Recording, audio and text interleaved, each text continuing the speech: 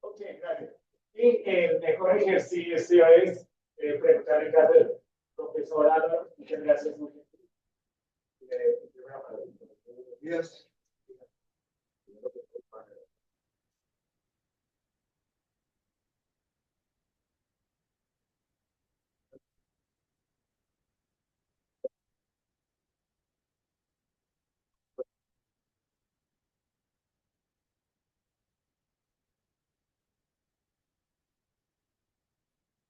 Consideramos básico por dos razones fundamentales. Primero, si quieren más demuéstrenme la estadística. Yo quiero que ustedes miren el trabajo nuestro, qué representa para el quehacer de la Facultad de Salud.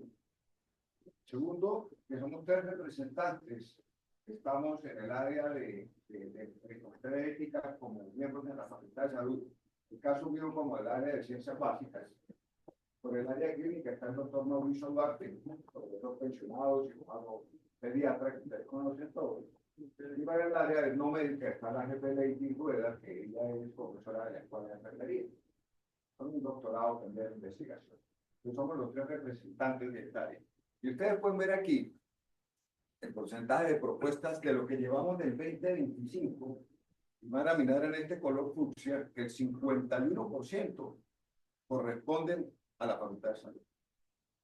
De todo el trabajo que está llegando al Comité de Ética, la mitad del trabajo lo representan las propuestas de investigación, ya sea de las especialidades médico-quirúrgicas, ya sea de los programas de posgrado en ciencias básicas, los programas de posgrado en las carreras de microbiología, de la Escuela de Microbiología, y además algunas convocatorias que se hacen desde el punto de vista de convocatorias internas que tienen que pasar por el comité, en muchas de esas convocatorias en las cuales participan los grupos de investigación de la Facultad de Salud y también en algunas convocatorias externas. Entonces, en ese orden de ideas, hay un tema fundamental y es que de esas propuestas, miren ustedes, médico-quirúrgica lleva 29 de las áreas de todos los proyectos que se han presentado este año. Entonces, sí es importante para nosotros hacer un poquito y recalcar sobre la necesidad de conocer los comentarios del profesor Daniel, la necesidad de que las cosas salgan bien desde el momento en que se están gestando. La idea es que las propuestas de investigación vayan lo más sólidas posible. ¿Por qué? Porque eso aligera los tiempos. Eso facilita el trabajo. Y además hace que nosotros, como miembros del Comité de Ética, podamos responder por dos cosas. Uno, por el cumplimiento de los principios éticos de la investigación de salud. Y dos, por la integridad, que tiene que ver con la honestidad, que tiene que ver con la responsabilidad, que tiene que ver con la perspectiva que ustedes se plantean cuando plantean una propuesta de investigación y con el resultado y el impacto que el resultado pueda producir, siempre y cuando se haga dentro de los estándares de la honestidad, la responsabilidad, la credibilidad y la reproducibilidad. Entonces, en ese orden de ideas, el trabajo nuestro implica que hemos venido desarrollando una serie de actividades y trabajamos en una parte, que era lo que hablaba el profesor Daniel de la actividad de junio, que tenía que ver con el consentimiento informado. Tenemos dos problemas. El primer problema es el cumplimiento estricto y el enfoque de los principios éticos sobre el proyecto en sí. ¿Qué estamos teniendo? Entonces aparece el principio ético, aparece un corte y pegue de la definición, pero no tiene relación con la propuesta que están presentando. Entonces toca que aplicar el concepto del principio a la propuesta específica. Y en segundo lugar, es que para velar por la integridad, tenemos que revisar la propuesta en su totalidad, porque tenemos que evaluar metodología, tipo de estudio, posibles resultados, impactos y resultados esperados. ¿Eso qué quiere decir? Que eso nos da la tranquilidad de que si damos un aval para que el proyecto se ejecute, pues vamos a estar seguros que el resultado va a impactar tan positivamente como se está planteando en el objetivo o en los objetivos del proyecto. Entonces, en ese orden de ideas, entonces, la presentación. Entonces, dentro de ese contexto, el plan nuestro es llevarles a ustedes o traerles a ustedes, y esto se hace no solamente para la Universidad Industrial, sino se hace asocio con la Universidad Simón Bolívar y con el Nuevo Oriente de la Comunidad de Ética. Es una actividad que viene conjunta para el Nororiente y que se está transmitiendo por el canal del Sur. Que ustedes van a ver aquí, pues si vamos a estar dos personas en esta actividad. En el caso mío no les voy a enseñar nada, únicamente les voy a mostrar les voy a hacer énfasis en qué es lo que hay que mirar, qué es lo que hay que cuidar, qué es lo que hay que conocer y dónde lo van a encontrar. Darles mostrarles a ustedes cómo pueden llegar a tener toda la información necesaria para que cuando estén elaborando la propuesta, obviamente tengan todos los elementos de juicio y todo el contexto suficiente para que la puedan presentar de la mejor manera. ¿Qué dificultad hemos tenido? Que comienzan los proyectos sin el avalero. Están comenzando proyectos y no están llegando ya cuando el proyecto se está ejecutando. Incluso algunas veces cuando el proyecto está en la fase final es obtenido el aval ético de entrada, que es un requisito para poder empezar la ejecución de cualquier proyecto. Entonces, en ese orden de ideas, la parte mía tiene que ver con el marco normativo, con cuáles son los elementos de juicio que desde el punto de vista de la norma nos respaldan y nos acompañan. Y luego viene el doctor Diego Mojica, y en este momento, desde hace 15 años es el abogado del Tribunal de Ética Médica de Santander. Entonces, y aquí está el doctor Rodríguez Ángel, que es muy buen magistrado. En este momento el doctor Duarte, que nos acompaña en el comité, es magistrado del Tribunal de Ética, pero tiene toda la experiencia del mundo para poder aterrizar esto que yo les voy a contar desde la práctica. En la primera parte yo la voy a hacer en el contexto de lo que está escrito en la norma, y esa segunda parte la hace el doctor Mojica, sobre ejemplos, sobre la vivencia, sobre el tema de lo que realmente se van a encontrar.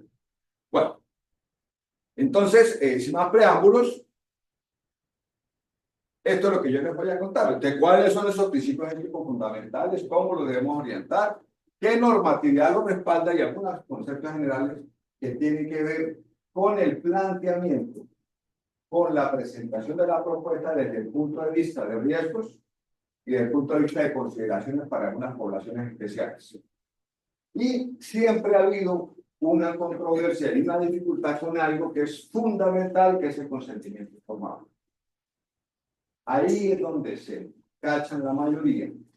Y el consentimiento informado, sobre todo en una población específica, que es la población pediátrica, acaba de ser regulado por el Ministerio de Salud y la Protección Social en febrero de este año, para lo que tiene que ver con las intervenciones que se vayan a hacer en esa población. Entonces yo les voy a contar más o menos en qué términos está desde el punto de vista normativo. Bueno, entonces les decía que existen 4 principios éticos fundamentales que debe tener todo proyecto en el cual consideremos nosotros que se va a hacer específicamente en el área de salud, y esto aplica para todas las áreas. Entonces nosotros vamos a tener que quizás el proceso de investigación debe garantizar protección de la dignidad, los derechos y el bienestar de los participantes. Participantes son lo que nosotros llamamos los sujetos de investigación. Entonces, en ese momento, esto que yo les voy a contar está respaldado por una serie de documentos internacionales que son los que hacen en la base de la normativa nacional o de la normativa local. El primer concepto tiene que ver con la autonomía y con ese consentimiento informado. Este es el pilar fundamental de todos los procesos de investigación de salud. Y a partir de ahí, quiere decir que el participante o el sujeto debe decidir libremente si participa o no en el estudio. Adicionalmente, esa decisión debe ser autónoma.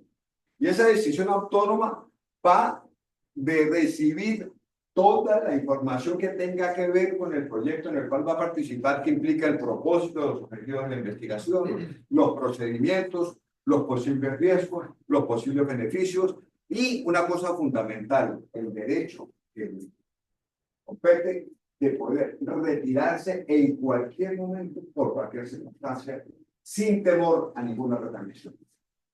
Esto es quizás lo más importante que tiene que ver con la investigación en salud, es la autonomía, y eso debe quedar registrado en el consentimiento informado. Además, tenemos nosotros el de beneficencia. ¿Qué es un principio de beneficencia? Es maximizar los beneficios para la sociedad y para las personas que están participando en el proceso. Asegurarse que esos beneficios sean mayores que los riesgos, porque la investigación debe tener valor social, valor científico y que justifique la exposición de las personas a cualquier tipo de riesgo. Siempre debe primar el beneficio sobre el riesgo. Entonces, eso nos va a permitir a nosotros pensar más allá, porque estamos elaborando la propuesta, cuál es el beneficio real del objetivo de lo que nosotros queremos hacer. Bueno, el tercer principio es la no maleficencia. Todo proyecto de investigación debe tener el análisis desde estos cuatro principios éticos, y la no beneficencia surge de no hacer daño, no causar daño, el mínimo no serio. Entonces, a partir de ahí, la obligación de los investigadores es minimizar riesgos, tanto psicológicos como sociales o económicos. Si el riesgo es inevitable, porque puede pasar, entonces debe ser gestionado, debe ser comunicado de manera transparente en el consentimiento informado. Y aquí vuelve el consentimiento informado, que es fundamental en estos procesos de investigación. Y por último está el principio de la justicia. ¿Qué quiere decir? Que debe haber una distribución equitativa entre el beneficio y el riesgo para las personas que participan en la investigación. Las poblaciones que se benefician no pueden ser diferentes de la población que se asume el riesgo. ¿Qué es lo que ha venido sucediendo? Yo pongo un grupo de personas que tienen dificultades económicas, que tienen algún tipo de limitante, y lo que espero obtener ahí lo voy a aplicar para todo el mundo. Entonces, en la justicia implica la distribución equitativa, o sea, en el proceso de selección de la muestra, en el proceso de aleatorización de la muestra, en el proceso de inducción de la búsqueda de los participantes. Tiene que haber este tipo de cosas. Y aquí aparece el tema de la población vulnerable. Y es el niño, la mujer en edad fértil o la embarazada, las personas con discapacidad, las personas privadas de la libertad, y hay que evitar que sean explotadas o que sean seleccionadas de manera injusta, porque son poblaciones que son más fáciles de manipular. Entonces, eso hay que evitarlo a toda costa. En ese orden de ideas aparece entonces unos soportes internacionales que ustedes han escuchado todos. Primero tiene que ver con la declaración de Helsinki de la Asociación Médica Mundial desde el año 1964, cada 60 años, pero que fue actualizada en el 2003 en Brasil. Segundo, pues este es el documento quizá más influyente en lo que tiene que ver con la investigación médica de seres humanos. Adicionalmente a eso, establece directrices para proteger, para revisar, y establece la obligatoriedad de la participación de comités de ética independientes, del consentimiento informado y la necesidad de ese balance entre riesgo y beneficio. Miren que esto no es nuevo ni es un invento de nadie. Eso está de la Asociación Médica Mundial de hace 60 años. Y a partir de ahí entonces aparece el informe Belmont de 1979, en el cual es un informe generado por el gobierno de los Estados Unidos, y ese informe lo que hace son los principios éticos básicos que rigen toda investigación en seres humanos, como es el caso, lo manejan como el respeto por las personas, la autonomía, la beneficencia, que se acompaña de la no maleficencia y la justicia. Son los cuatro principios éticos fundamentales que les acabo de plantear. Y estos conceptos que aparecen en esta declaración y en este documento, ¿cierto?, del informe, es la base conceptual, de la reglamentación nacional, no solo de Colombia, sino de la mayoría del país. Estos son referentes mundiales, son referentes globales para la elaboración de esa normativa. Entonces, aquí, ¿qué es importante de la declaración de Helsinki? Rige todo lo que tiene que ver con los principios éticos de la investigación. Ojo, que este documento es una guía para los médicos y para el personal de salud, básicamente, que adicionalmente a eso establece una serie de elementos clave. Primero, el deber del investigador. ¿Cuál es? Proteger la salud, proteger los derechos y la dignidad de los participantes. Además, consigna que debe haber en ese proceso una revisión ética independiente y que todo protocolo debe ser aprobado por un comité de ética de investigación. Por esa razón, los comités de ética de investigación están conformados por un número plural de personas, representantes de diferentes sectores, incluidos de la comunidad, y que por lo general están por fuera de las estructuras porque tienen que gozar de independencia en la definición, en las acciones y en las decisiones. Entonces, en ese orden de ideas, No solamente el comité revisa el protocolo, sino también tiene la tarea de evaluar el balance de los riesgos y beneficios del estudio. No es que uno se quiera meter más allá de revisar solo los principios éticos. No hay que velar por la integridad del proceso y además por la relación riesgo-beneficio para evitar y proteger de alguna manera los derechos y la salud y la dignidad de las personas que vayan a participar.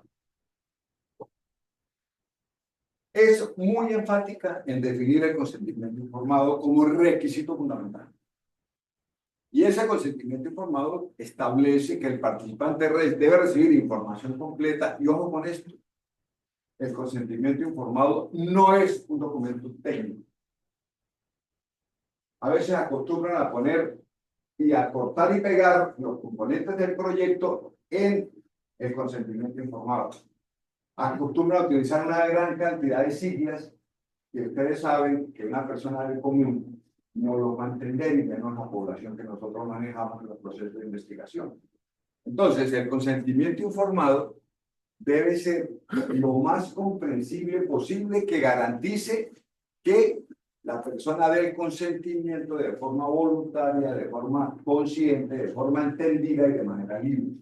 Y a partir de ahí, entonces, enfatizar en que la participación es voluntaria y que se puede retirar en cualquier momento del proceso. Establece el balance de riesgos y beneficios. Y una investigación es justificable si el beneficio es mayor que el riesgo. De lo contrario, pues, es el bienestar del participante la prioridad sobre el interés de la ciencia o sobre el interés de la sociedad. Y esto lo establece la Declaración de Helsinki. Hay que tener cuidado con aquellas poblaciones vulnerables en las cuales hay que evitar que esas personas que no puedan dar el consentimiento informado de manera libre o voluntaria se puedan utilizar. Y existe, aquí aparece por primera vez el uso del placebo. Entonces, se recomienda que el placebo no se debe usar en los grupos de control si está demostrado que existe un tratamiento que es efectivo para una patología específica. Establecer un grupo de control de personas con una posibilidad de enfermar o con una asignación aleatoria y establecer un placebo estaría contraindicado si se sabe que dentro de ese grupo pueden quedar personas enfermas que se van a perjudicar si no se les da el tratamiento que ya se ha demostrado que sirve y que funciona. Entonces, esto del uso del placebo tampoco es nuevo, esto ya está contemplado en la Declaración de Helsinki. Bueno, esta normatividad se actualizó en el año 2013 y se pusieron algunos elementos, y es quizás la fundamentación principal fue fortalecer la protección de los participantes. Mire que todo está dado para salvaguardar el bienestar. Se hace mayor énfasis en los derechos del paciente y el deber del médico de velar por los derechos y el bienestar de los pacientes siempre debe tener primacía sobre los objetivos específicos de la investigación. Esto es textual. Muchas de las cosas que están aquí son textuales. Debe haber una compensación por los daños y debe recibir un tratamiento adecuado si esos daños son previstos en el proceso. Es importantísimo la transparencia de los comités de ética, ¿sí? Los investigadores, aquí aparece una cosa diferente, y es que una vez se ha hecho el proceso de validación, del aval de la propuesta, se ha hecho el seguimiento por el equipo de personas que están definidas para esa función, al final el investigador debe representar un informe final de resultados que permita, pues, poder revisar todo el objetivo y el resultado final, cuál fue ese equilibrio de riesgos, beneficios, de integridad, y que permita, pues, básicamente ese informe final poder cerrar el proceso entre una evaluación inicial, una autorización de proceder y un seguimiento, y al final, pues, obviamente, un balance de resultados.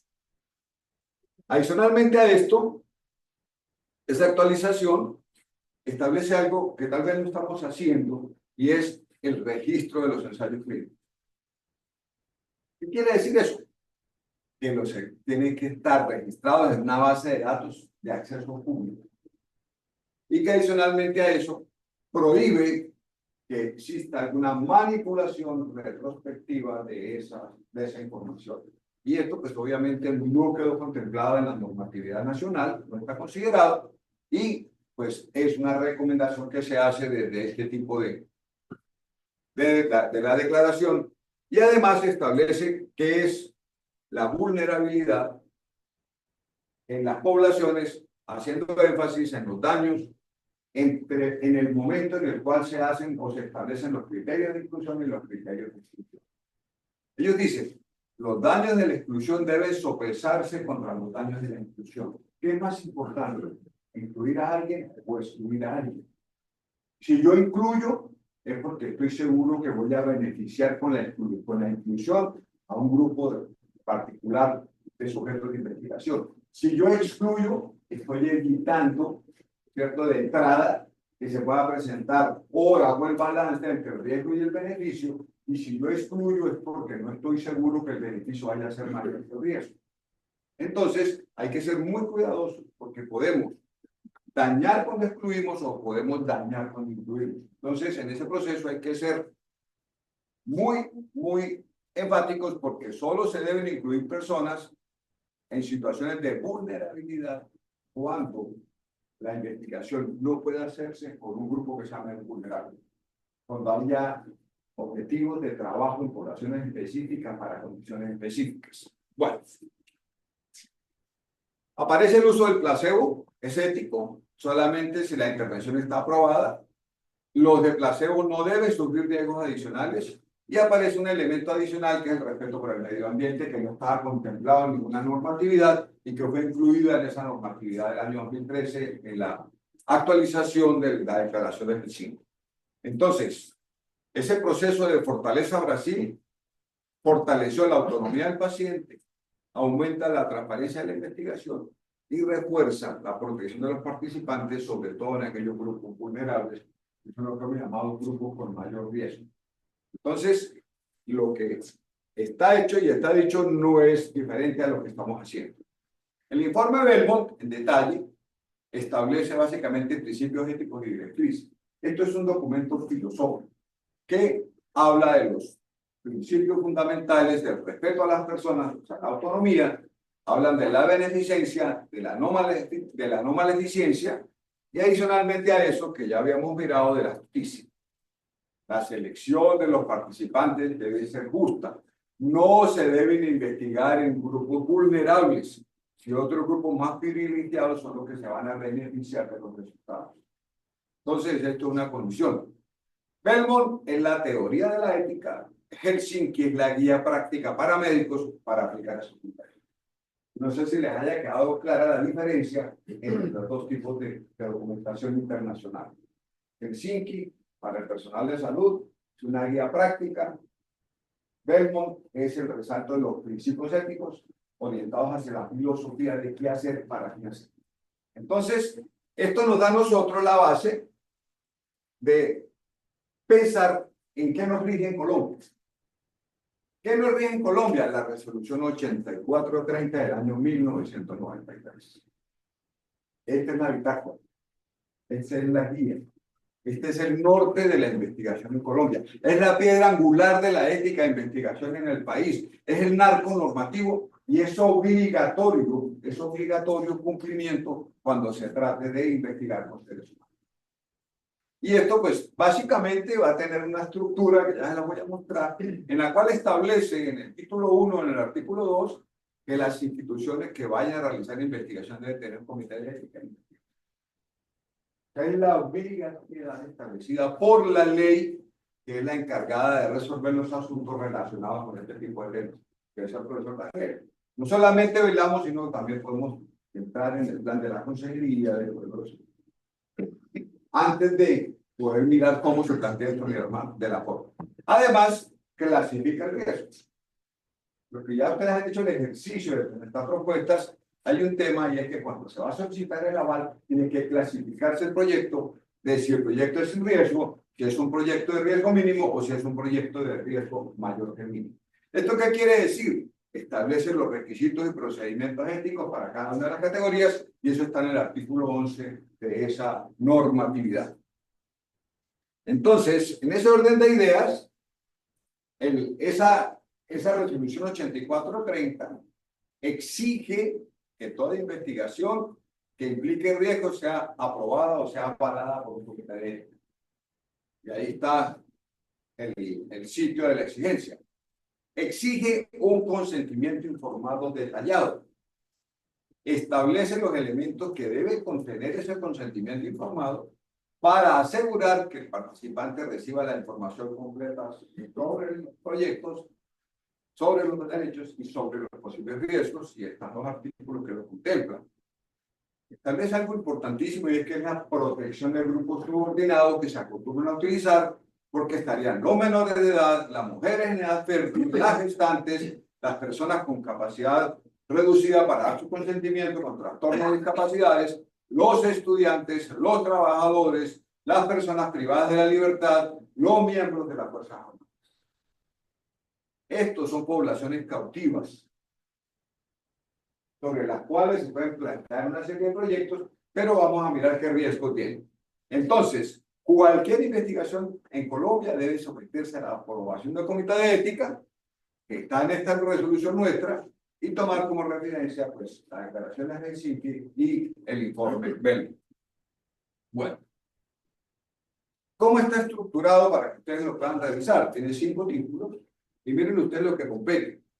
El título 2 es de la investigación en seres humanos. El título 3, recursos nuevos profilácticos, de diagnóstico, terapéutico y de rehabilitación. El título 4 es de la bioseguridad de las investigaciones. Y el título 5 es la investigación biomédica. Ahí está todo el espectro de lo que podemos nosotros, no solamente investigar en salud, sino en ciencias, en ingenierías, aquí está todo eso. Y esta es la fuente directa donde ustedes pueden encontrar la resolución completa en PDF con todo su contenido de sus 19 páginas. Bueno, ese título 2 de la investigación en seres humanos está organizada en 6 capítulos. Aspectos éticos de la investigación, investigación en comunidades, investigaciones en menores de edad o discapacitados, el texto es textual, investigaciones en mujeres de edad fértil, en embarazadas, durante el trabajo del parto, el puerperio, la lactancia, el recién nacido, de la utilización de embriones, de óvulos y de fetos, y de la fertilización artificial. Si ustedes miran aquí, en cualquiera de estas áreas, cuando ustedes pueden ingresar o pueden plantear como propuestas de investigación, está contemplada en la normatividad. Igual la investigación en órganos, en tejidos, derivados y en productos de cadáveres y de seres humanos. Esto es para que ustedes más o menos tengan idea de qué contiene la norma y a dónde deben acudir cuando tengan alguna duda. Entonces, en ese sentido, ¿qué contempla la investigación en salud? Contempla el conocimiento de procesos biológicos, de procesos psicológicos en seres humanos, los vínculos entre las causas de la enfermedad, la práctica médica y la estructura social, la prevención y el control de los problemas de salud, el conocimiento y evaluación de los efectos nocivos del ambiente en la salud, el estudio de las técnicas y métodos que se recomiendan o empleen para la prestación de los servicios y la producción de insumos para la salud. Todo esto es lo que está normado desde el punto de vista contemplado en esta resolución como investigación de salud. Y a partir de ahí, pues se pueden establecer una serie de elementos que nos van a definir a nosotros los tipos de investigación. Entonces hablamos de 3 tipos de investigación: una investigación sin riesgo, una investigación con riesgo mínimo y una investigación con riesgos más allá del mínimo. Quizás esta es la que más nos llega desde salud. ¿Por qué? Porque son estudios retrospectivos. Yo mira el balance de los que hemos, en el caso mío, que tuve la oportunidad de estar 3 años en la Unidad de Ética y Investigación del Hospital Universitario, lo que uno más recibe son estudios retrospectivos. Y en ese orden de ideas, la definición de una investigación sin riesgo es el que no se realice ninguna intervención ni ninguna modificación intencionada a las variables biológicas, fisiológicas, psicológicas o sociales de los sujetos de investigación.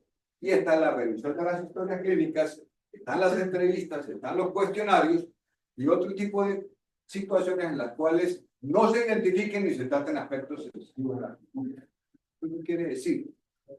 Supuestamente la revisión de las historias clínicas son investigaciones sin riesgo. Vamos a revisar una cohorte, el comportamiento, los resultados de una intervención clínica o de los últimos 3 años. Pero vamos a buscar las historias, revisamos las historias, que hubo un proyecto, entonces que hubo unos resultados, vamos a utilizar esos datos para un estudio secundario. En fin, todo eso involucra una investigación. Ahora, ¿por qué tiene que ir esta investigación sin riesgo a un comité de ética? Porque ustedes van a tratar con algo que no es de ustedes. La historia clínica es del paciente. Hay un dueño de esa documentación y esa documentación para poder ser usada, para poder ser revisada, para poder ser escudriñada y tener un permiso.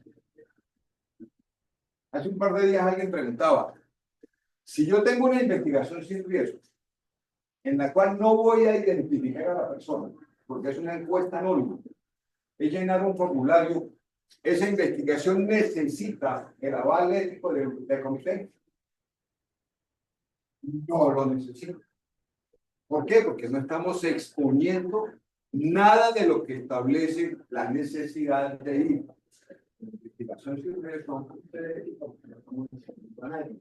No estamos dando información de nadie, un nombre, un documento, ni una edad, ni una procedencia, ni una dirección, ni una condición económica, ni una condición moral. Luego con eso, las investigaciones sin riesgo tienen la opción de ir o no a la comité de ética dependiendo de lo que se vaya a manejar como documento de análisis o de estudio. Entonces, en ese orden de ideas, pues pasamos nosotros a las investigaciones con riesgo 1. Estas son prospectivas. Ya vamos a tener nosotros la posibilidad de tener contacto con una persona. Entonces, ¿qué consideramos ahí? El examen físico, el examen psicológico, el diagnóstico, el tratamiento, el hecho de solo pesar a la persona, hacer un electro, hacer pruebas de voz auditiva, hacer análisis de orina, análisis de materia fecal, placenta, líquido amniótico, en el caso de saliva, dientes decimales, dientes permanentes, cortar el pelo. Algo que represente también por así una intervención sobre una persona en particular, ya implica un riesgo mínimo. Y por lo general esto se da para estudios prospectivos y es fundamental la evaluación del comité de ética en este sentido. No solamente eso, sino además podemos tener nosotros situaciones como, perdón, aquí. Entonces, extracción de sangre, ejercicio moderado voluntario, pruebas psicológicas, investigación de medicamentos de uso común. Todo esto, que es lo que normalmente vemos en sí requiere de la aval y de la revisión por parte del comité de ética, no solamente de los principios éticos que se cumplan, sino también de la evaluación del riesgo de beneficio de la intervención que se vaya a realizar. Y aparece el grupo de las investigaciones con riesgo mayor que el mínimo. Para nosotros, como universidad y como la Alianza con el Hospital, estamos en mora de ingresar al mundo de los ensayos clínicos. Es una condición, entre otras, para el tema del hospital universitario. Entonces, en ese sentido, cuando haya probabilidad de afectar al sujeto, estamos hablando de una investigación con riesgo mayor que el mínimo. Y aquí están la lista: estudios radiológicos, estudios con microondas, estudios con medicamentos, ensayos con nuevos dispositivos, procedimientos quirúrgicos, extracciones de sangre, métodos aleatorios de asignaciones quimioterapéuticos y aquellos estudios. Esto es un riesgo mayor que el mínimo y es condición, sí o sí, que haya una evaluación externa. Entonces, nosotros nos encontramos acá con esa aprobación. Tiene que ser obligatoria, debe asegurarse que cumpla con todas las salvaguardas éticas y el consentimiento de los representantes legales, pero se promueve la participación del individuo en la toma de decisiones. No olviden, aprobación obligatoria, consentimiento informado, que debe ser revisado. En ese sentido, hemos sido bastante exigentes en los términos en los cuales están redactados el consentimiento informado, porque es que esa es la salvaguarda para ustedes como investigadores, ustedes como profesores que tienen un proyecto, y para nosotros, para el comité, y para la universidad que está respaldando posibilidad de ejecución del proyecto, pues pone el aval del Comité de Ética de la institución. Entonces, en el caso de las poblaciones especiales, solo se debe utilizar si el conocimiento no se puede obtener de otra manera. Esa es la principal justificación. Y normalmente lo que nosotros vamos a irnos es a un riesgo mínimo o a un beneficio directo que justifique el riesgo. Esa es la forma de nosotros trabajar con poblaciones especiales, que ya se las mencioné cuáles son. Bueno, si nosotros miramos, pues por lo general existen diferentes grupos que son considerados o contemplados como consideraciones especiales. Primero, el de las mujeres embarazadas y el tema. Aquí hay un doble y hay un dilema ético. ¿Por qué? Porque es que son dos sujetos. La madre y el feto, que pueden tener intereses, que pueden tener riesgos.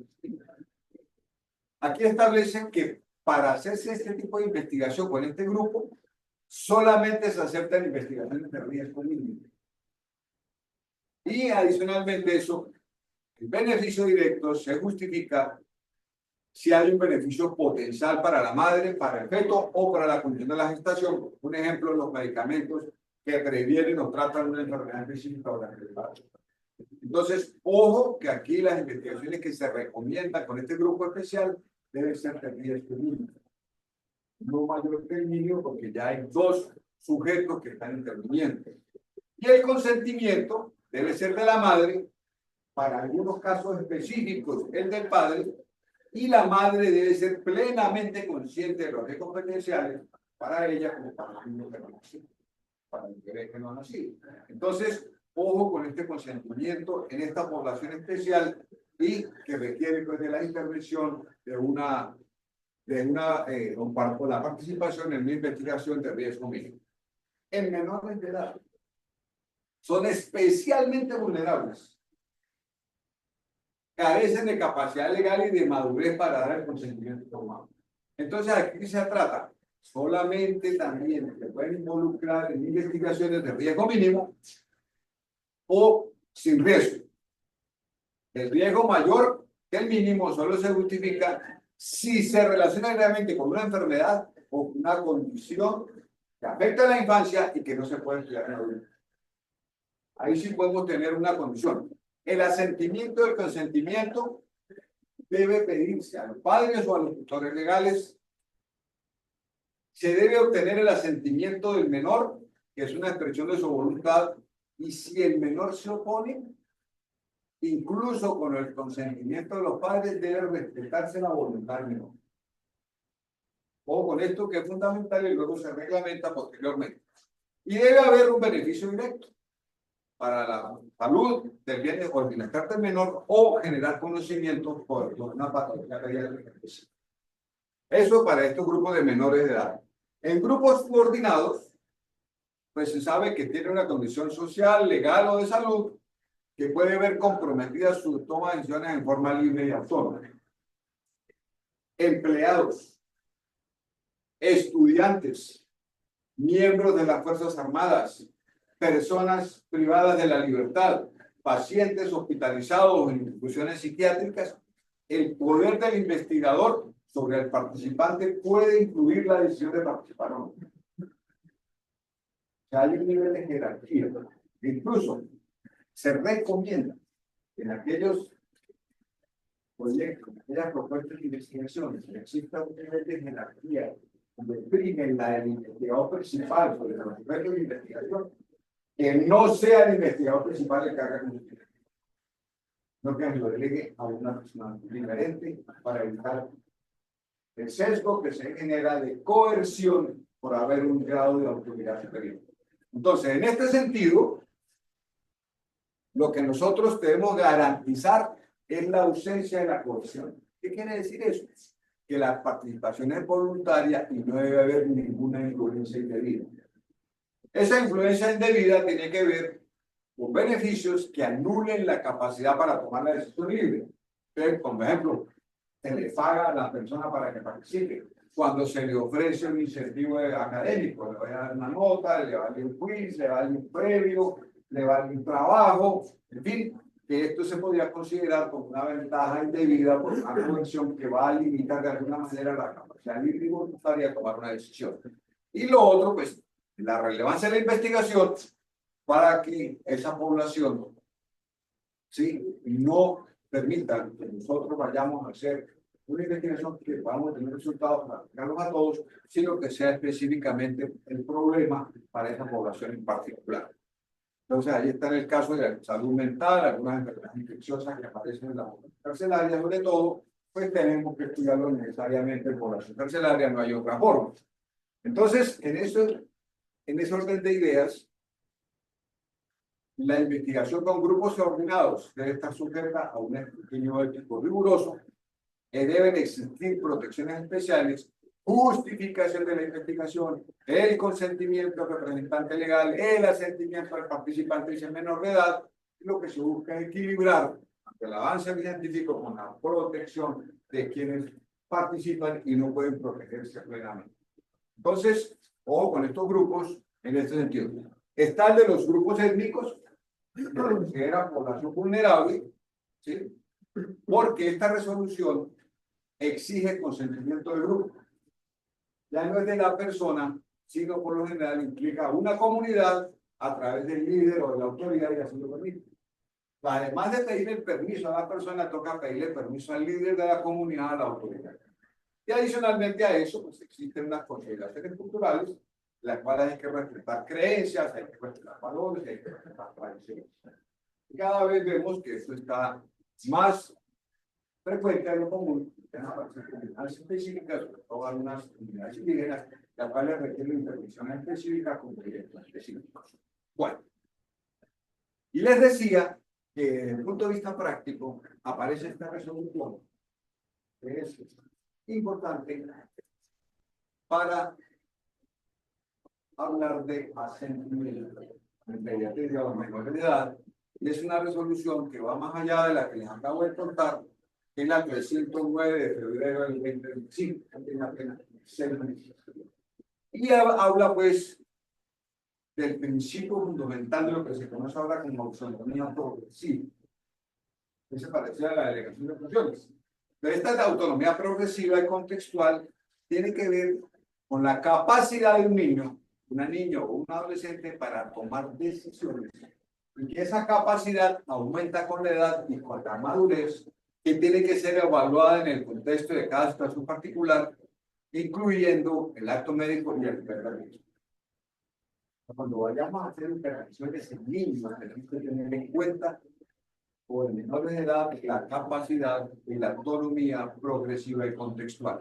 ¿Y esto qué hace? Que se establezcan, entonces aparecen lo que siempre hemos tenido dificultad con el asentimiento y el consentimiento, que se establecen 3 tipos de consentimiento.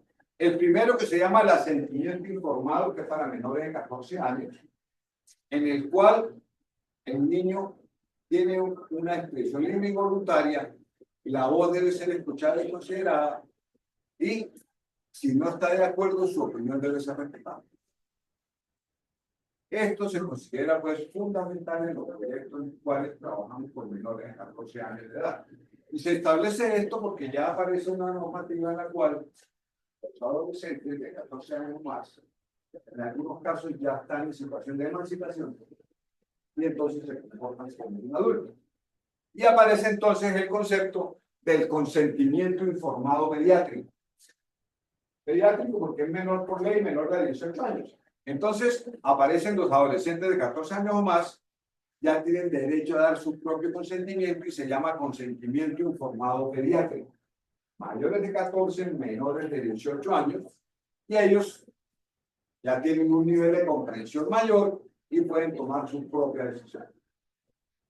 Entonces ya aquí aparece algo de lo que siempre habíamos tenido dificultades: hasta qué momento hay consentimiento, hasta qué momento hay asentimiento. No olviden asentimiento hasta los 7 años, y a partir de los 7 a los 14, a partir de los 14, perdón, menores de 14, mayores de 14 a los 18, es un consentimiento informado pediátrico.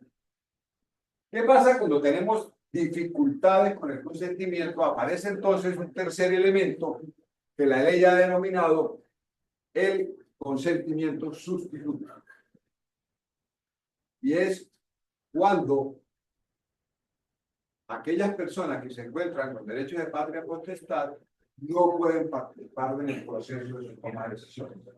Entonces, ¿a quién se lo dejamos? Al adulto. Puede ser el padre, puede ser el tutor legal, él es el que va a hacer este consentimiento. Entonces, cuando no se puede hacer un consentimiento, o no se puede hacer un consentimiento informado mediático por las condiciones de la persona, aparece el consentimiento sustituto que legalmente válido, en la medida en que alguien puede tomar la decisión por ellos, donde ellos no están en condiciones de hacerlo. Entonces, a partir de ahí, pues obviamente que hablamos de bajo riesgo, buscamos el asentimiento, mediano riesgo, se toman decisiones compartidas y alto riesgo. Aquí el consentimiento de los padres es fundamental, la participación del menor es prioritaria y definitivamente es cuando implica situaciones de supervivencia o de la integridad del menor. Entonces, esos son los tres elementos que desde el punto de vista de la atención del menor de edad están normalizados, están ya regulados en Colombia a partir del año 2025. Y existe adicionalmente a eso una obligación para las entidades de salud, para EPS, IPS, clínicas, en fin, que tienen que crear espacios y canales para que los menores expresen su opinión. Que adicionalmente tienen que capacitar al personal médico asistencial para que apliquen la autonomía progresiva. Que además de eso, quien se tiene que asegurar que la información médica sea clara, comprensible, adaptada a la edad y a la madurez del paciente, que tiene que haber una protección especial en casos de violencia o de vulnerabilidad, ¿cierto? Y que los protocolos aseguren que las soluciones sean escuchadas, y porque en estos casos nos toca coordinar con la Fiscalía y con la Policía. Es muy allá de la investigación. Sí, esto está contemplado para la atención de la población pediátrica, y en las cuales, más allá de la investigación, se viene a dar el tema de la atención del menor, que debe ser consensuada, es que siempre tenemos dificultades con el seguimiento, y esto de alguna forma lo refleja. La verdad es que esta resolución, pues, respeta la voz y el derecho de los menores, fue un avance adicional a la 8430 que regula la investigación, que regula la participación activa del menor en la toma de la decisión, y que obviamente da una salvaguarda legal y jurídica para él. De salud, vamos protegernos con conocimiento de causa de cualquier implicación legal que pueda resultar de una intervención, de un resultado de pronto no esperado en algún proceso de intervención de la notificación. Como les decía, esto es más o menos una panorámica que tenemos, de las herramientas que tenemos, de la norma que nos rige, y que obviamente pues ya nos daría a nosotros esos elementos de juicio para hacer lo que necesitamos. Entonces, muchas gracias, y la verdad es que los invitamos a que nos sigan acompañando en este proceso de formación, y le doy la palabra al doctor Diego, que lo va a poner a ustedes en el contexto de la realidad de lo que se vive en estos temas de investigación. Gracias, profesor. Buenos días para todos. Mi nombre es Diego Mojica. Vengo varios Doctor Miguel Ángel me acompañó varios años en el tribunal. Pues sí, la idea de hoy es que podamos acercarnos un poco más desde lo práctico. Todo esto, lo que el profesor Álvaro nos enseñó el día de hoy, ¿cómo lo llevamos a la práctica? ¿Cómo lo volvemos realidad en las investigaciones? Y antes de entrarnos con el tema de la práctica, con los ejemplos y demás, para mí es importante recalcar en un tema crucial que el profesor Álvaro hizo bastante énfasis, y es en el consentimiento informado. Yo quiero que en este momento ustedes entiendan que el consentimiento informado no es un requisito, no es solamente un requisito para que ustedes puedan llevar a cabo una investigación ajustada a la ética. Más allá de ser un requisito y más allá del consentimiento informado del sujeto de investigación, deba recolectarse a través de un escrito, porque hay unas excepciones también. Más allá de eso, el consentimiento informado, quiero que quede bien claro y lo recalco, es un derecho fundamental. Y si usted se enmarca dentro de esa lógica, el consentimiento informado es un derecho fundamental, es un derecho que le pertenece a todas las personas, indistintamente que seamos o no en el futuro sujetos de investigación, usted inmediatamente va a entender la obligatoriedad y la razón de ser por qué el consentimiento informado debe asegurarse en todos los sujetos de investigación y más en ese tipo de población. Les voy a poner un ejemplo. Hoy en día en Colombia, como lo decía el profesor Álvaro, de acuerdo con la resolución 309 del 2025, una mujer o persona gestante menor de edad puede llegar sola a una institución de salud y solicitar un aborto, por ejemplo. Sola, de 14 años, sola. Y le puede decir al médico que por favor intervenga y que practique un aborto voluntario. Aborto voluntario o interrupción voluntaria del embarazo. Y ustedes dirán, ¿cuál es la diferencia entre las dos y al final resulta siendo lo mismo? Legalmente hay una diferencia. Usted aborta hasta las 24.6 semanas y después de esa semana usted necesita una causal para poder interrumpir ese embarazo de manera voluntaria. Si usted no alega una causal después de las 24.6 semanas y lo hace como un aborto, usted incurre en el delito. Esa es la diferencia esencial. Y en esa lógica, imagínense ustedes que ustedes quieren hacer una investigación en adolescentes gestantes de 13 años, de 12 a 14 años, vamos a ponerlo más difícil. Y su investigación va a ser centrada en adolescentes gestantes de 12 a 14 porque quiere usted identificar cuáles fueron los factores que llevaron a que un adolescente de este rango de edad quedara en estado de embarazo. Y vamos más allá, que incluso solicitara un aborto voluntario. Entonces usted quiere determinar cuáles son las causas que originaron esta decisión, si fue por un abuso, decisión voluntaria, en fin, tantas causas. Y entonces la pregunta que surge aquí es la siguiente. Esta niña de 12 a 14 años, que claramente de acuerdo con la 309 y la resolución del año pasado, que le permite y abre el abanico para que solicite interrupción voluntaria del embarazo y abortos voluntarios, en ese contexto de la investigación deberá tener el consentimiento informado de sus padres, de 12 a 14, para que efectivamente participen en la investigación, o se entenderá entonces que como es una menor madura, que la norma la habilitó para tomar una decisión tan trascendental que es abortar, pues también podrá tomar la decisión de si quiere participar o no en la investigación. Y esta duda la planteo porque puede suceder que alguien quiera realizar la investigación y se encuentre con el panorama que si usted se va a la resolución 8430-93, que es la resolución que habla de investigación propiamente en seres humanos, en materia de salud, usted va a encontrar una exigencia siempre, no es dubitativa, es siempre usted pedirá el consentimiento del padre o un representante, cuando se trata de menor de edad. Esto es siempre, es de obligatorio cumplimiento. Lo dice la 8430-93 en el marco de la investigación. Entonces, aquí lo primero que tenemos que empezar a pensar es hasta qué punto una resolución o resoluciones administrativas posteriores al 93 y que regularon un tema específico. Primero que fue el tema del acceso al aborto, la interrupción voluntaria del embarazo y luego el asentimiento y consentimiento informado pediátrico, pero para procedimientos y atenciones en salud específicamente. Pero aquí no se habla nada de investigación. Allá simplemente es para atención en salud, en aborto, interrupción voluntaria del embarazo y atención general en salud. Y acá les voy entonces a dar la respuesta para que vayamos avanzando en el tema y los ejemplos.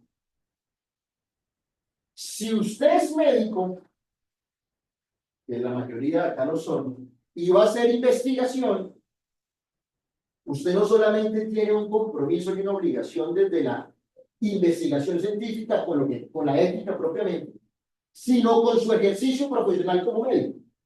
Y entonces, dentro de los principios que trae el Código de Ética Médica, aparece el numeral tercero, el artículo primero de la ley 2381, que es el Código de Ética Médica, y le va a decir al médico, ojo con eso, permítame el dedo, tanto en la sencilla investigación científica, antes señalada, como en las que se lleva a cabo con fines específicos y propósitos deliberados, por más compleja que ella sea, el médico se ajustará a los principios metodológicos y éticos que salvaguardan los intereses de la ciencia y los derechos de la persona, protegiéndola del sufrimiento y manteniendo incólume su integridad. Por eso en los comités de ética somos enfáticos y casi que hasta tercos con la necesidad de respeto en la ética del sujeto de investigación y sobre todo este tipo de población vulnerable. Y les hago la siguiente reflexión. Yo tengo 2 hijos. Tengo una niña de 10 y un niño de 4. Y yo le apuesto que mi hija de 10 años todavía no entiende la complejidad de una decisión en materia de salud. Y más aún no la va a entender si se trata de una investigación. ¿Qué es lo que habilita entonces a un menor a comprender la complejidad de intervenir y hacer parte de un proceso de investigación? El que tenga 13 años y que tenga 14 años porque la norma lo habilitó por edad, o porque existe una comprensión real de lo que significa la investigación. Por eso al investigador le es impuesta el deber de custodiar y garantizar el derecho fundamental a ese consentimiento de ese menor. Y entonces en los comités hacemos exigencia en que si usted va a trabajar con niños, el documento que usted va a presentar para que firme sea lo más práctico y lo más sencillo posible para que él pueda entender. Pero ese documento lo único que está reflejando es lo que usted debe transmitir a la información que le entrega el menor. Y yo les pregunto, ¿cuántos niños necesitan el acompañamiento de un adulto, es decir, de su papá, de su mamá, para que comprendan la información que usted les está entregando? No estoy hablando de discapacidad mental, nada. Un niño común y corriente, un niño sano. Entonces, si un niño de 13 años, 14 años, 12 años, necesita el acompañamiento de sus padres para que le explique la información, con mayor razón usted como investigador tiene el deber, tiene la obligación de tomarse el tiempo con esa población vulnerable y explicarle hasta que sea posible y utilizar estrategias para que el menor entienda cuál es el fin de la investigación. Toda esta carreta, porque en el comité estamos muy preocupados porque ese tránsito normativo, sobre todo con esta última, la 309, en donde habilita al niño, a la niña y al adolescente a tomar decisiones en salud, pues hay que hacerla extensible también en materia de investigación. ¿Y la razón de eso cuál es? Y entonces acá surge el artículo 54 del mismo Código de Ética Médica, le dice al médico lo siguiente: el médico se atenderá a las disposiciones legales vigentes en el país y a las recomendaciones de la Asociación Médica Mundial con relación a los siguientes temas. Y le dice investigación biomédica general, numeral primero, y numeral segundo, investigación terapéutica en humanos, un poco más de... Y por esa razón es que el médico investigador tiene un deber ético de atender la normatividad legal vigente. Y eso es lo que hace que la 309 del 25 y la anterior del 24, que se me escapa ahorita en lo que habla del aborto y la interrupción voluntaria del embarazo, en esa población vulnerable, que es madre gestante, menores de edad y demás, usted está obligado a acatarla, está obligado a entenderla, está obligado a que a ese niño, a esa niña y a ese adolescente, usted le respete su derecho fundamental al consentimiento informado. Entonces, no es lo mismo que usted se acerque a un niño escolar para una investigación de saber cómo suman, cómo restan, cómo hacen operaciones aritméticas en su colegio en materia de salud. Ahí está la parte difícil. Y como se lo presentaba el profesor Álvaro, el deber de nosotros como comité es asegurar que en esas investigaciones que se hagan por ese tipo de población, usted tenga la suficiencia de explicación, de garantía que esa población va a entender cuál es el objeto y el alcance de la investigación cuál va a ser su participación y cómo aseguramos que ese menor o esa madre gestante o esa población vulnerable sea capaz de entender y aceptar libremente participar en la investigación. Y entonces acá voy a meter un tema jurídico. Cuando usted es coaccionado, cuando usted es forzado, cuando su libertad de decisión se ve menguada por la persona que está investigando, el consentimiento que usted otorgue está viciado. Y ese consentimiento que está viciado por la fuerza, por el error incluso, porque puede haber engaños, ese consentimiento no es válido. Por eso los comités de ética, como dice la 8430, surgen como una necesidad para que el investigador evite al máximo transgredir ese tipo de derechos tan fundamentales. Entonces, ¿cómo aseguramos nosotros en el comité que una investigación en ese tipo de población no vulnere ese derecho? Ah, pues miremos la metodología.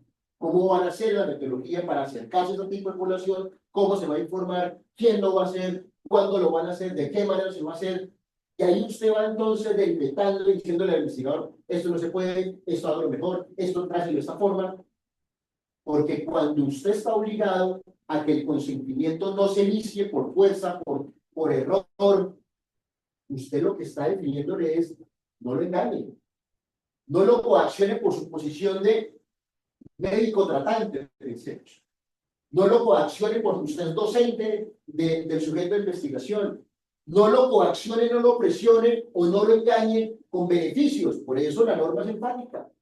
¿Y qué hacemos en el comité entonces? Mirar que el proyecto de investigación no tenga ninguno de esos vicios para que el consentimiento no se invalide. Y eso lo que hace es que ustedes como investigadores el día de mañana tengan ese deber ético, porque lo dice no solamente la 8430 y toda esta normativa administrativa, sino porque la ley 2381, que es el Código de Ética Médica, que regula el ejercicio médico, que le está diciendo, ellos tienen un deber de vigilar lo que la normatividad vigente le está diciendo. ¿Y qué nos sucede con frecuencia en el comité? Cuando se trata de este derecho fundamental, de la guarda, de la tutela, de la conservación de este derecho, entonces simplemente entregan un formulario y le dicen al comité, aquí está el formulario que le vamos a entregar.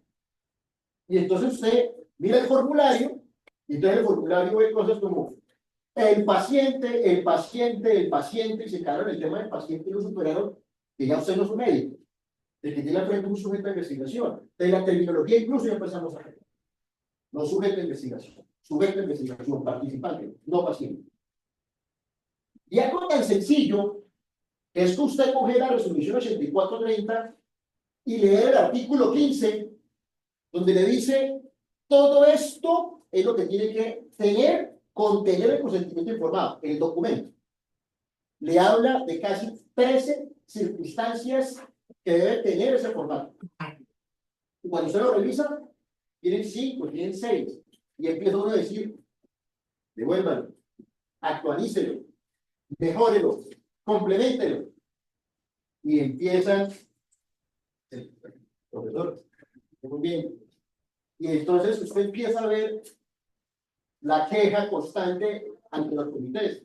Es que allá el comité se demora, es que el comité pone trabas, es que el comité qué cosa, es que el comité es muy difícil. No, muy difícil no, tenemos un deber.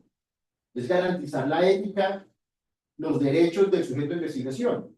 Y entonces, si en estas charlas aprovecháramos para participar, para conocer, para precisar, nos evitamos que las investigaciones y los avales se demoren tanto tiempo. Entonces, cuando usted mira el artículo 15 de la 8430-93, allá le dice en 12 literales qué debe contener el documento. Pero entonces, cuando usted lee el 14, el artículo 14 le dice lo que debe contener el documento es lo que usted tiene que informarle al sujeto de investigación. Tómese la tarea de decirle al sujeto de investigación la justificación, el alcance, los riesgos, los beneficios. Explíqueselo al sujeto de investigación. Y en esta población vulnerable, más aún. En esta población vulnerable, donde realmente usted como investigador requiere, está llamado, se exhorta a que informe de esa manera. Por ejemplo, ¿Cómo hacemos entonces para recolectar debidamente el consentimiento informado de estas adolescentes, de estas niñas de 12 a 14 años en estado de gestación que quisieron abortar voluntariamente y que usted las va a coger luego como sujeto de investigación? ¿Cómo hacemos para acercarnos a ellas y explicarles el alcance de la investigación? Y entonces ahí hay un silencio como este. ¿Cómo lo hacemos? Lo convocamos al papá, convocamos al representante, porque es que el 8430 dice que es obligatorio, pero luego la 309 trata de morigerar un poco el tema y aplacar un poco y dice, no, ellas pueden tomar la decisión libre de hacerlo, tienen ese consentimiento que se va construyendo con el tiempo, con la madurez. La Corte también lo ha dicho, hay menores maduros, bueno, en fin. Y entonces ahí es cuando aparece que el investigador debe tomarse la tarea de explicar detalladamente, con abundancia de información, con secuencialidad, con cronología, para poder que la niña entienda el alcance de la investigación. Entonces, en este punto de población vulnerable, uno tiene que ser muy cuidadoso en la protección de este derecho al consentimiento informado. Insisto, no se queda simplemente en que firme el formato. El investigador que continúe con esa práctica de firme el formato sin explicar, sin detallar, sin informar, ese consentimiento que ve está viciado por error. Y si un comité, cualquiera que sea, se da cuenta, le echa para atrás la investigación. Eso es un deber. Es un deber que tenemos que cumplir. Y dentro de esa lógica de grupos vulnerables, aparece el parágrafo segundo del artículo 54 del Código de Ética Médica. Es que den cuenta que está muy ligado todo al ejercicio del médico con su ética profesional y con su ética de investigación científica. Y le dice el parágrafo segundo: las personas que se encuentren privadas de la libertad, grupo vulnerable, no podrán ser utilizadas con propósitos de investigación científica en contra de su voluntad. Y entonces acá recalca otra vez la importancia que el consentimiento no se vicie por fuerza.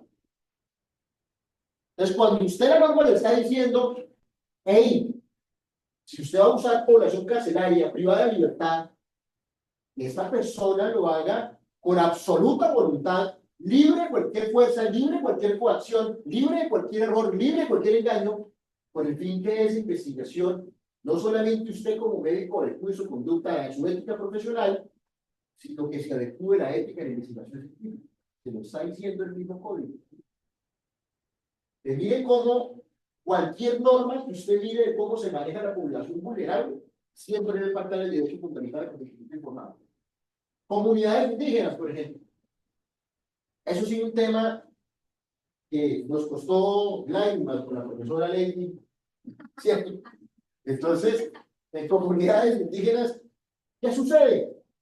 Cuando usted va a hacer una investigación a grupos étnicos y demás, raizales y demás, la pregunta que surge es porque la norma lo dice, hay un término que se llama consulta previa.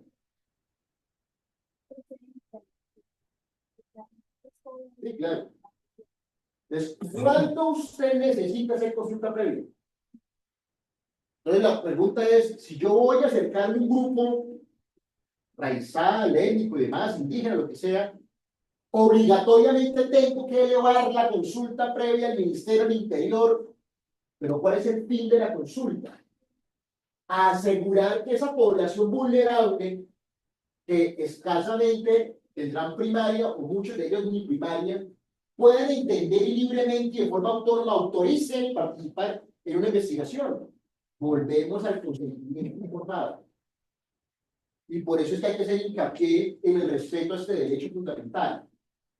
Y este derecho no es solamente fundamental en Colombia, sino en instrumentos internacionales de declaración de derechos humanos y demás, han salvaguardado que las personas deben libremente tomar decisiones sobre sus cuerpos, sobre sus vidas, sobre su entorno y demás. Entonces no es un requisito simplemente. De aspecto está hablando de la discriminación lingüística. decía una lingüística mexicana, cómo daba el ejemplo, usted se va para Alemania a ejercitar la medicina, que es uno de los primeros requisitos que domine el idioma alemán. Eso hablando ya de la desaparición de los lenguajes indígenas. Entonces, ¿por qué a nosotros no nos respetan que la persona que vaya a nuestra comunidad hable nuestro idioma? No es la misma justicia, no es el derecho. Yo interrogaba esto. Y yo soy un tonto, que el investigador vaya o con un intérprete y no me obliga a mí a hablar en español. Pues, probablemente va a ser de las exigencias que se van a presentar en los derechos Y mira cómo, si yo no tengo el acceso a través de un traductor, ¿cómo transmito la información? ¿Cómo hago entendible a la comunidad el alcance de la investigación?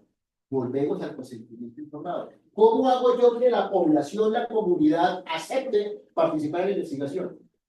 Si yo no sé la lengua, si yo no interactúo con la comunidad, ¿cómo logro hacerme entender? Por eso la importancia que ustedes entiendan es que esto no es un requisito, simplemente que usted check y listo, ya tengo el formato, ya lo mandé, el formato lo miraron, el formato quedó bien. No. A mí como comité me interesa es que usted además del formato entienda cómo va a llevar a cabo el proceso de información. Con niños, por ejemplo, otro grupo vulnerable. ¿Cómo hacemos entonces si un niño dice yo quiero participar en la investigación? No, adolescente, no, ahí no es más fácil. Un pelado de 15 años le dice a usted yo quiero participar en la investigación y el papá le dice no, usted no participa en la investigación. ¿Cómo hacen ustedes como investigador? ¿Lo excluyen? ¿Lo sacan porque el papá no le dio la autorización para que participara en la investigación? ¿O no tienen en cuenta, muy a pesar que los padres dicen que no participan? Entonces lo que hemos venido hablando es que si el médico está en el deber de acatar lo que la normativa vigente, pues comprenda que hay una normatividad que aunque a muchos nos parezca, y me incluyo, está muy, pero muy mal regulada, pues hay que acatarla. Y si la 309 dice que venga, pues un pelado de 15 años tiene una autonomía suficiente que le permite comprender y demás, pues si usted ya validó que la persona comprende, si usted ya validó que está en la capacidad, si usted ya validó que la persona efectivamente puede tomar libremente esa decisión, hágale caso al pelado. Porque es que la norma le dice a usted que usted tiene, la 8430 93 le dice, usted tiene que determinar que el pelado tenga capacidad de entendimiento y capacidad de decisión. Usted como investigador. Ah, pero apóyese en un psicólogo. Ah, pero apóyese en un psiquiatra. Ah, pero apóyese en alguien que le pueda certificar a usted que el pelado sí tiene capacidad. Ah, pues la 309 no dice eso. La 309 le dice a usted le basta simplemente con mirar. Y si usted comprende como médico que el pelado que tiene 15 años al frente comprende, tiene capacidad y puede tomar decisión, créanle. Todo eso la 309. Entonces, ya el 8430, en ese requisito, queda eliminado básicamente y vamos a los 309. Porque avala el médico que el médico sea quien determine la capacidad de entendimiento y tal cosa. Ah, pero dice el 8430, si usted tiene dudas que ese pelado de 15 años tenga todos esos elementos, apóyese en un psicólogo, un psiquiatra y demás. Entonces, cuando usted va a hacer investigación en niños o en adolescentes, si el niño o el adolescente tiene la capacidad, tiene la capacidad de entender, de decir y demás, váyase a la 309. Pero si el pelado no, váyase a la 8430. Mire ese juego normativo. Por eso digo que la 309, en mi concepto, que es muy mal regulado, pues nos toca hasta que yo la dejo. Pero en ese juego, en la 309, usted tiene que entender que si son menores de edad, aplique lo que es la 309 en esa oportunidad de, puede ser una investigación, si el pelado tiene capacidad, es decir, si es menor maduro, si tiene la capacidad de entender, de decidir, aplique la 309. ¿Qué hemos venido haciendo en el comité? Eso. Es que voy a hacer una investigación en el colegio con niños y no sé qué cosas, y son niños de 14 a 18 años. Entonces uno dice, ok, la mayoría pueden ser menores o adultos. Y en el colegio lo van a hacer, posiblemente toda la mayoría de niños, pues no tienen problemas cognitivos que obliguen un concepto de un psicólogo, un psiquiatra y demás. Ok, 309. Porque la que es específica en investigación científica en humanos, la 8430, en ese aspecto, la 309, la termina regulando de alguna forma, la termina modificando de alguna manera. Y legalmente, cuando una norma posterior, sin querer decirlo expresamente, pero tácitamente regula un tema anterior, queda derogado. Entonces, cuando una norma posterior regula algo de forma diferente a una anterior, tácitamente queda derogada. Entonces usted, como investigador, miren cómo nos enrolla en el tema, tiene que tener cuidado al momento del grupo vulnerable.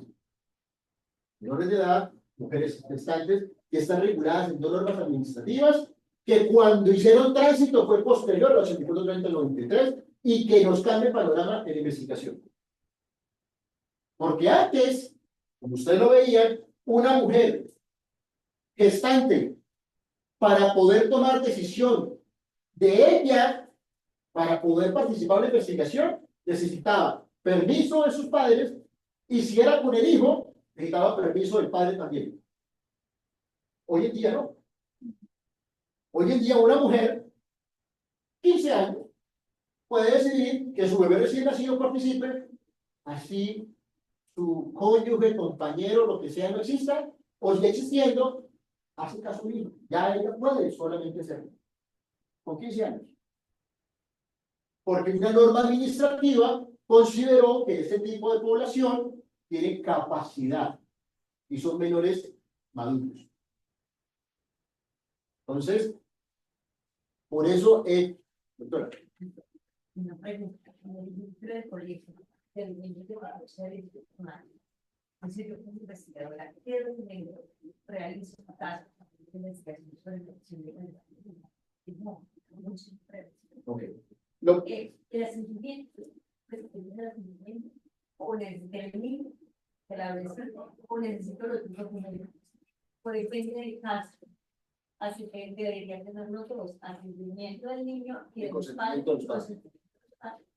¿Qué documento? Entonces, la 8430, ¿qué nos dice? Asentimiento y consentimiento. Pero si el niño que quiere participar, el papá le dice no, y tiene 16 años, la 309 lo amerita porque es menor maduro. Con el consentimiento pediátrico. Porque de 14 y 18 es consentimiento pediátrico. Entonces, en principio, esos niños de 14 y 18 de ese colegio, dice la norma específica de investigación, usted necesita asentimiento y consentimiento. Asentimiento de los niños y consentimiento de los padres para permitirles que participen en la investigación. Pero si un papá de esos dice, no, mi pelado adolescente de 16, no quiero que participe porque no se le da la gana, punto, no participa. De hecho, uno dice, no, qué pena, yo soy un menor maduro, papá, yo quiero participar. La 309 lo verifica. O sea, primero, igual había que pedir Claro. sentimiento. Asentimiento y consentimiento. Y si todos los papás dicen sí, que todos participen, perfecto, asentimiento y consentimiento. Porque la 8430, que es la norma específica de investigación, así lo determina. Esto solo va a operar cuando el pelado de 16 años quiere que el papá diga que no. Entonces la 309 le dice, no, qué pena, ya eres un menor maduro, y de acuerdo con esa norma administrativa, él tiene la posibilidad de elegir qué quiere hacer. Él define. Pero entonces, acá se me enrolla un poco el tema por lo siguiente. La 309 es específica solo para atención en salud.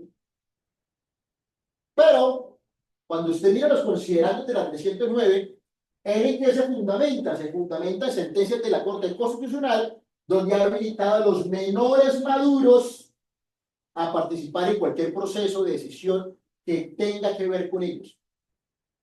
Entiéndase investigación, entiéndase atención médica, entiéndase lo que quiera. Salvo, dicho la Corte, que normativamente se requiere una minoría de edad para poder que esos actos jurídicos tengan eficacia jurídica. Por ejemplo, matar a alguien. Para usted poder matar a alguien con 15 años y ser judicializado como un mayor, necesita que una norma diga que esos pelados pueden ser judicializados como un mayor de edad. De resto, no. Un pelado que quiera manejar su carro necesita una minoría de edad para poder expedir una licencia de conducción. Un pelado que quiera comprar o vender un apartamento necesita una minoría de edad. Entonces, la Corte ha dicho, hay actos para que tengan eficacia jurídica, usted necesita una minoría de edad. Pero en otros casos, los menores maduros pueden tomar libremente decisiones cuando afectan su vida y su proyecto de vida. Entonces, si un pelado quiere participar en la investigación, no hay riesgo porque simplemente es responder unas preguntas, un formulario, una encuesta. Menor maduro. La Corte lo habilitó para eso. Entonces, en investigación, con ese tránsito normativo, hay que tener cuidado con eso. Entonces, uno arranca con la 8430 al 93, que es el marco normativo que se va a exigir siempre, 8430 al 93. Y dependiendo de la particularidad de la investigación, usted tiene que irse a otras normas, porque si usted es médico, el Código de Ética Médica lo obliga a hacer de esa manera. Ah, usted es enfermera. La ley 911 de 2004 también dice exactamente lo mismo. La enfermera, incluso la enfermera, los enfermeros profesionales, la 911 de 2004 le dice, usted puede coger a sus pacientes y meterlos en investigaciones que usted quiere desarrollar, respetando todos los derechos de investigación científica. Una vez le dice, usted no puede hacer de entrada, hágalo. Se puede coger a sus pacientes y úsenlos como sujetos de investigación, pero respetando sus derechos de investigación. Es lo que es 8430-93 y toda la normatividad que eso la permite. Tengo una pregunta. ¿Corchador o suave? Ah, bueno, sí, bueno. ¿Qué me corcha siempre? No. No. Un investigador podría, de entrada, él, basándose en la norma, no en la 8430, sino en la 309, si él va a hacer una investigación, por ejemplo, sí, con adolescentes, colegios, ¿cierto? Él ya de entrada él podría basarse en esa norma. No, para no solicitar. 8430. Obligatoriamente 8430. Todas las investigaciones que usted haga con población vulnerable debe arrancar con el 8430. Ah, lo que pasa es como les decía, empieza a haber matices dependiendo de los escenarios. Vamos cambiando la normatividad, pero arrancamos con el 8430-93. Profesor. Yo no sé si es que estoy obsoleto, pero yo no pasé de una frase que preparó hombres como todos. Y de ahí para adelante lo único que es una vaciada constante que lo estamos haciendo. Y eso no me gusta. Entonces, bajo ese principio de hacer el contrato. Álvaro decía que bajo la 8430 están las tres clasificaciones de riesgo y que es el investigador el que lo define, ¿sí?, en primera instancia. Y hoy tanto, si él dice que es sin riesgo, no tiene por qué mandarlo al comité de ética. Por eso les digo, una definición de ese talante permite que el investigador, sobre todo el que no sabe bien o definitivamente lo hace dudosamente, él lo clasifica sin riesgo y automáticamente se sale de ahí. Entonces yo quisiera que aclaráramos eso, porque mi posición personal y frente a mis estudiantes es que nosotros sí lo tenemos que definir, pero lo tenemos que verificar y contrastarlo. Y tanto, independientemente de la clasificación que yo lo ponga, el comité de ética tiene que ratificar o reclasificar. Pero una cosa, Si me equivoco, la primera afirmación es que el tener que estar preparado en la por lo menos dentro de la universidad. El investigador decide y se hace cargo de las consecuencias de no mandarlo a pero decir que el comité está obligándolo a mandarlo,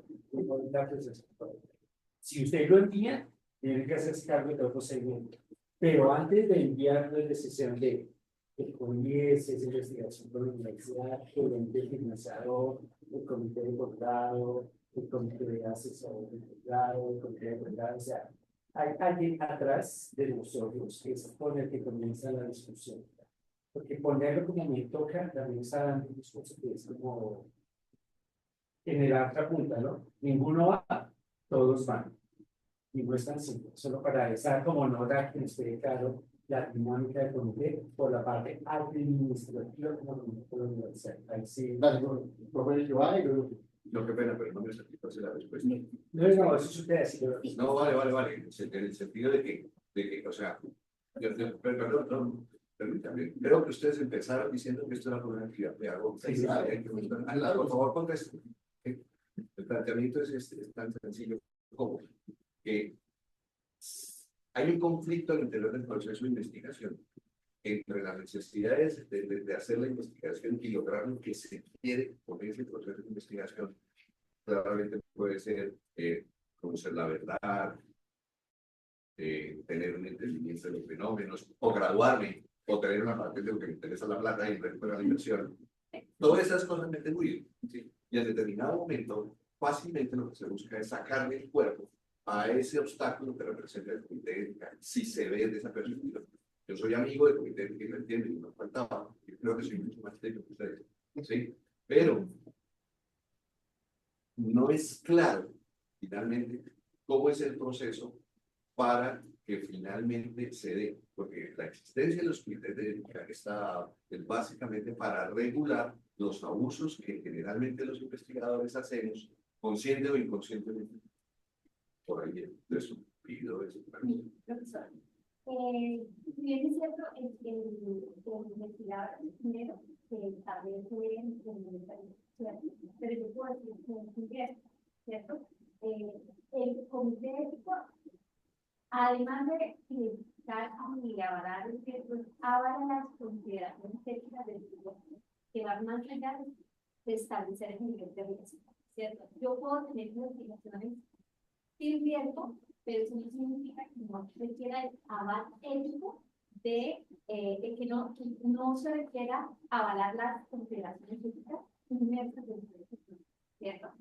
Nosotros en el comité tenemos una lista de y esa lista, como a veces es difícil uno saber, debe ir o no debe ir, con esa lista, solamente con el hecho de que aparezca, usted va a trabajar con personas, ya con eso debería ir al comité de elección. Tienen que mandarlo, o sea, que no se vale lo que Álvaro dijo. Pero Tienen que mandarlo, punto. Pero profesor, es que es en el sentido, para los profesores de universidad, en el sentido de que es un acto voluntario, ¿cierto? O sea, es un acto voluntario. Porque es que si empezamos a decir que todos los proyectos de investigación tienen que ir al comité de ética, ya lo empezamos a ver de una manera que no es, sí, como una obligación. No podemos ser coercitivos Sí, desde el eso, comité. sí. En parte por una, digamos, lo primero es un asunto de legalidad dentro de la institución. El comité en ningún lado de su constitución dice obliga al investigador. El comité comienza con el proyecto voluntariamente entregado. Entonces, por detrás de eso está el COIE, etcétera, etcétera. Y por eso la lista de chequeo. El COIE tiene una lista que construimos más o menos en un conjunto que dice, si usted chulea una sí, o potencialmente va a chulear sí. O si no está, para usted no es claro, él le dice, sí, pero si usted no es, para usted no es Claro. no es claro, igual es bien. Igual va. Pero nos puede pasar el escenario que usted propone. Una persona dice, no va porque jode. Entonces, si no va, la pelea no es con el comité, porque como nunca lo vimos, no podemos de ninguna forma seguirlo ni nada. La discusión es con el que financia o el que aprueba. Entonces, hay una instancia inicial para nosotros que es viva la administración en el sentido, podría obligar a cualquiera que tenga attribut. Los posgrados es decisión de los posgrados. Si usted mira la reglamentación de posgrados, posgrado decide. Y si usted mira la reglamentación del pregrado es peor, porque no es absolutamente nada. O sea, para pregrado no existe nada. Voluntariamente para investigación en el aula. Y los profesores que tienen una investigación profesional de pregrado lo han hecho. Pero hay un componente que es bien complicado, que es el investigador, que es el que toma la decisión fundamental. Bueno, yo voy a responder, a ver si le entendí la duda que tiene usted.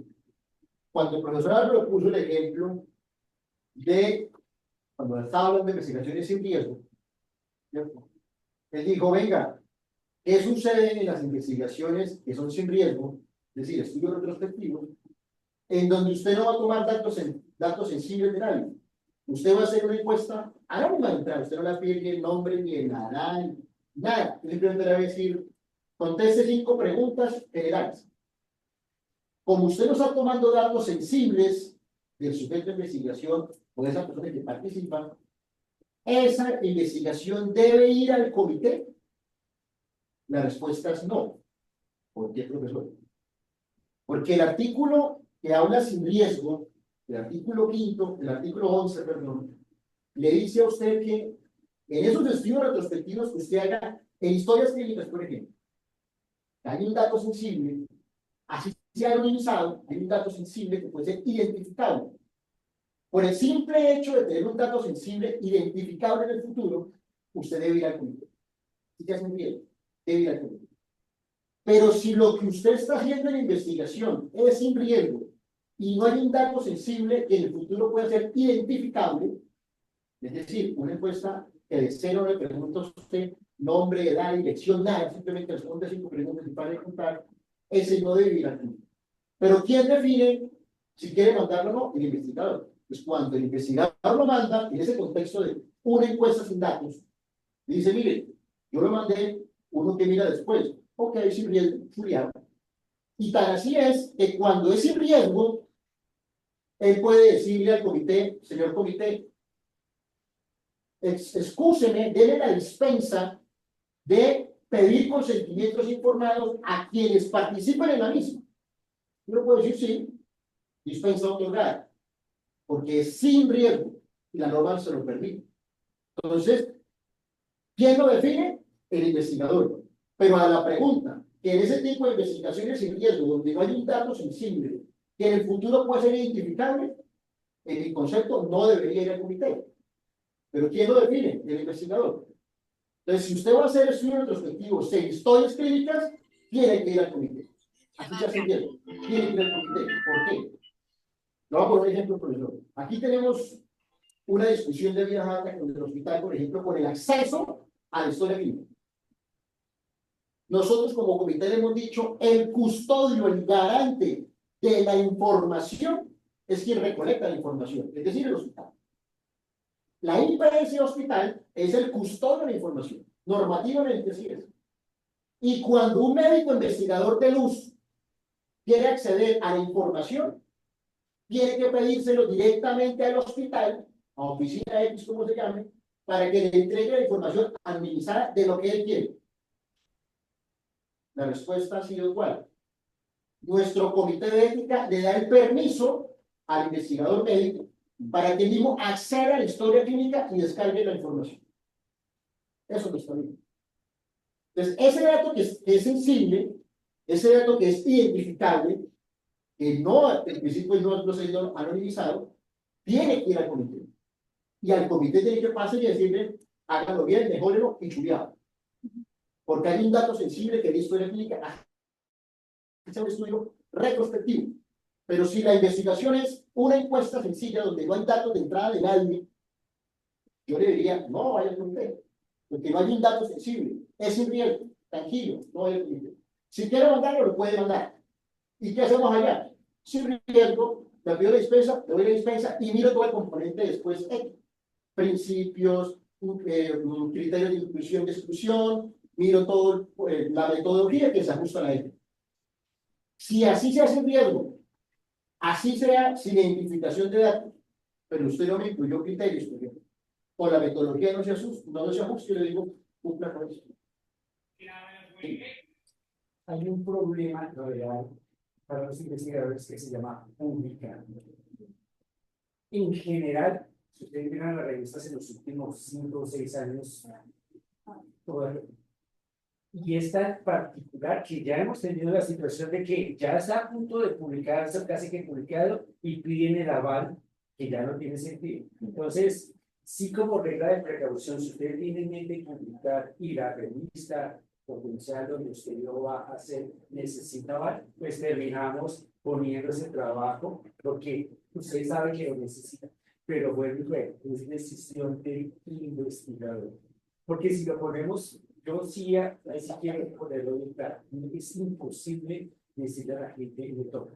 Voy a poner un caso más extremo. Es una base de datos pública, usted ni siquiera va a ver a las personas. La base la publica el ministerio.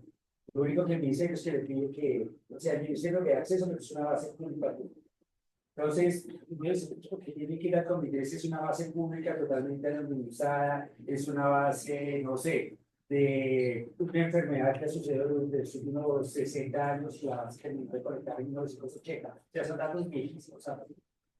No podemos pedirle consentimiento a cosas tan viejas. Ni para qué solicitar la dispensa de aval cuando son cosas que cuando dieron la información la consiguieron, no la consiguieron el ministerio, quien sea, y así se cargo de ponerlo en curso. Ese no va. Pero yo también conozco la experiencia de gente que dice, no, pero es que la revista de seguro me la va a pedir. Si la revista se nos acabó el negocio por la revista o por el ente financiador o por... Pero que no tenga riesgo no significa no va. Y que no tenga riesgo no significa yo mismo me doy la dispensa de aval, porque también nos ha pasado eso de, no es que yo me autodispenso el aval, porque pues como no tiene riesgo de no dispenso, no, la dispensa se solicita y la dispensa se da. O sea, ojalá tuviéramos una respuesta tan simple como sí, no es tan simple. Y en algunos casos, en dos escenarios, uno termina yendo y el otro termina no yendo, o uno termina sí y el otro no.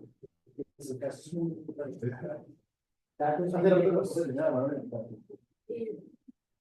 Complementar lo que están diciendo. Uno como investigador básicamente lo que quiere es publicar sus resultados. Si los quiere publicar en una revista, gran parte de la revista le están pidiendo aún el aval. Inclusive a nosotros no nos publicaron una revisión sistemática porque no tenía aval del comité de televisión. No es una revisión sistemática, no, es que tiene que tener. Entonces, en ese sentido, si yo estoy haciendo una investigación, lo que quiero es que los resultados de esa investigación sirvan para publicar. Y si para eso la única forma es publicar. Y si la revista no lo está exigiendo, pues básicamente. ¿Lo que lo define tú como investigador? Sí, me toca, sí, me toca, pero lo hago porque quiero compartir los resultados. Que me toque tiene el escenario su decisión, pero el me toque es, yo como investigador me toca. No nosotros como comité me toca. Yo quiero hacer bastante énfasis en eso, que hay un montón de escenarios donde esa no que vale, pero nosotros también le hacemos mucho presión a los comités de posgrado y demás diciéndole, son los que deciden si mandan o no mandan el Tan toca que incluso para la presentación de un caso clínico de una victoria claramente académico, si lo viene con el derecho del paciente, es obvio, o sea, es hoy. O sea, la cuestión del planteamiento de los como Dios planteado, ¿sí? Es dejar tan en la autonomía del investigador, porque es que el investigador se puede equivocar, ¿sí? Si es que no lo hace dolorosamente. Pero el problema del dolo es que el dolo sí tiene un montón de compromisos para los estudiantes. O sea, el dolo sí es como Que sea. Pero Hasta las encuestas anónimas de economía y de mercado. Pero nosotros no podemos como comité forzar a los investigadores a que vayan. Ni la reglamentación de posgrado, el que según la reglamentación de posgrado de la universidad, la general, dice, es el comité que si decide si lo manda o no lo manda. Y hay proyectos que yo sé que se han hecho que no se han mandado porque es decisión del comité. Pero también la afirmación cuando me pregunto, era al final que hace, si quiere publicar, porque lo mandó, no problema, no lo mandó, olvídese, una investigación que ya se para cerrar, sí que nos ha pasado, eso es extraño, ¿no? Ya está el paper publicado, los piden, Yo quería hacer varios aportes también. Hay que identificar que hay diferentes comités de estados institucionales, científicos, estados de investigación de Estados Unidos, de investigaciones de medicamentos reumatológicos. Hay comités que son como más asesores, y en la parte de publicaciones, las revistas tienen comités para evitar el plagio, todo lo que ha sucedido. Esa es la primera parte. Y la otra parte es que a veces en los consentimientos, como usted decía, es un proceso más que un documento, pone muchas cosas que el mismo investigador incluye. Hay estadística, hay artículos donde dice Primero es como una obligatoriedad que el investigador y el patrocinador, estoy hablando en la parte de medicamentos, publiquen los resultados de la investigación mínimo a la comunidad, a los mismos participantes o a la comunidad a la que está beneficiando. Normalmente se demoran hasta 12 a 24 meses en publicar y hay un porcentaje alto de no publicación. A pesar de que está dentro del consentimiento de las cosas que se están de integridad.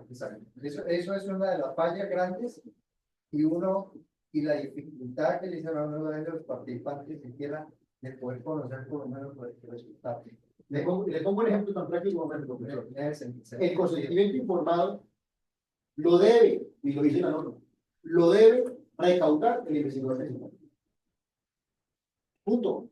No el auxiliar, no el investigador principal. Y vaya usted mire a ver cuánto de eso lo hace de esa manera.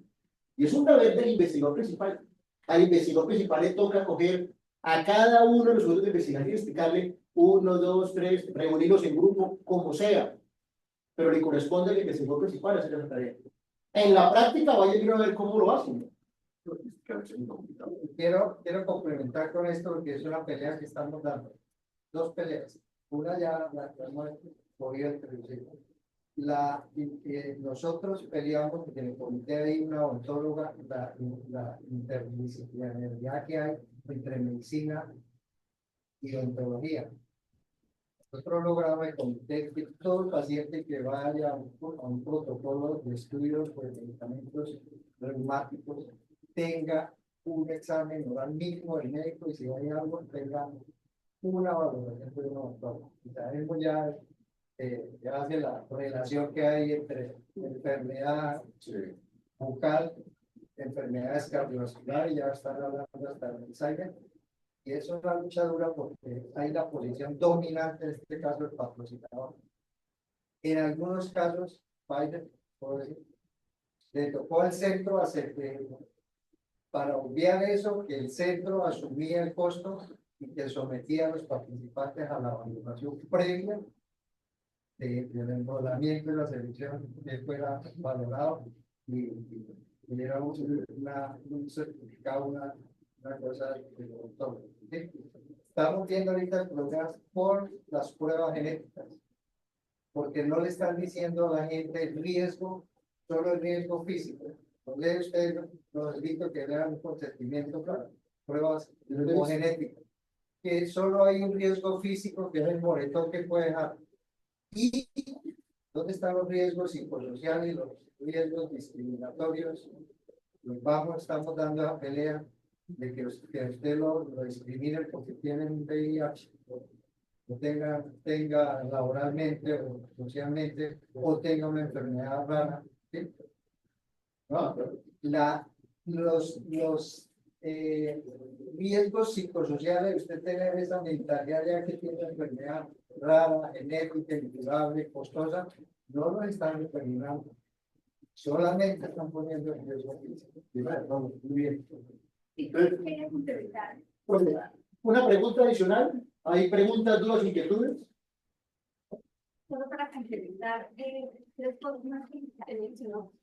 Miren, la importancia de que cuando lleguen los proyectos de investigación al comité de esta, lleguen con los instrumentos que se van a aplicar, porque se asegura que la investigación es sin riesgo, ¿cierto? Pero nosotros no tenemos los instrumentos, no sabemos qué les van a preguntar, entonces no podemos también identificar si la información se van a tratar es extensible o no, no sabemos. Entonces, de ahí la importancia que lleguen los formularios que se van a aplicar en el proyecto, que lleguen como anexo. No es suficiente que coloquen las variables que se van a, porque eso ya es discriminación para variables, necesitamos el formulario. Para algunas investigaciones sabemos que los formularios, los instrumentos se van a ir construyendo, ¿cierto?, en el desarrollo de investigación, pero debe llegar un instrumento preliminar, ¿cierto?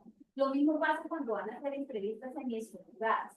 Sabemos que la entrevista semiestructurada por su propia naturaleza durante el desarrollo de la misma pueden surgir otras preguntas, pero necesitamos saber cuáles son las van a tener para esas preguntas. Entonces deben llegar los instrumentos.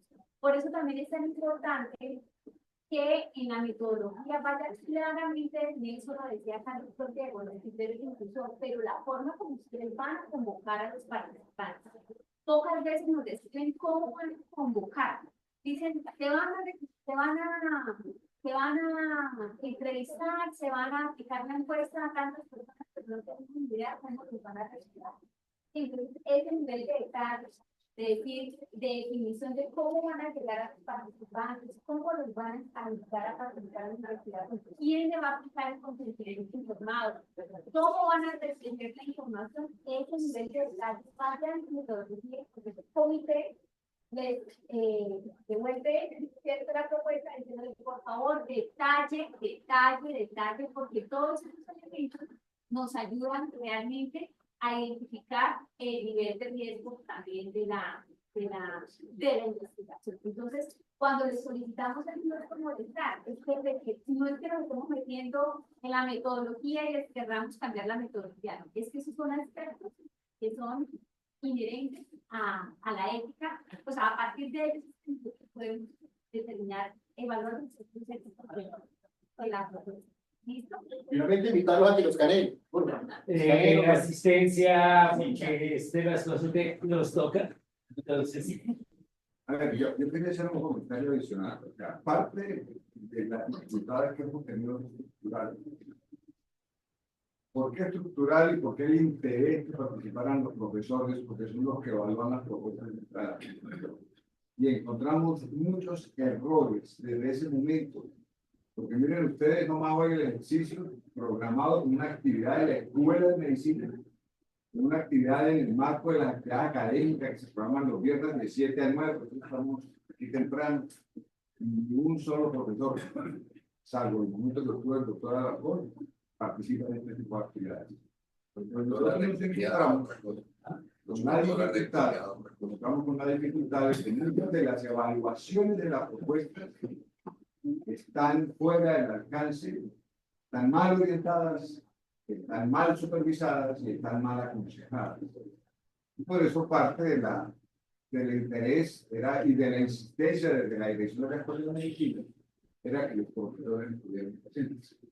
Porque muchos profesores son directores de grado, son asesores de grado, y son los más aptos con este tipo de actividades. Y después, pues son los que más critican el ejercicio del comité, porque no se responde en su tiempo, porque supuestamente lo que dicen los profesores hace un rato, tenemos que devolver un proyecto 2 y 3 veces. ¿Qué hemos tenido que hacer? Buscar al director principal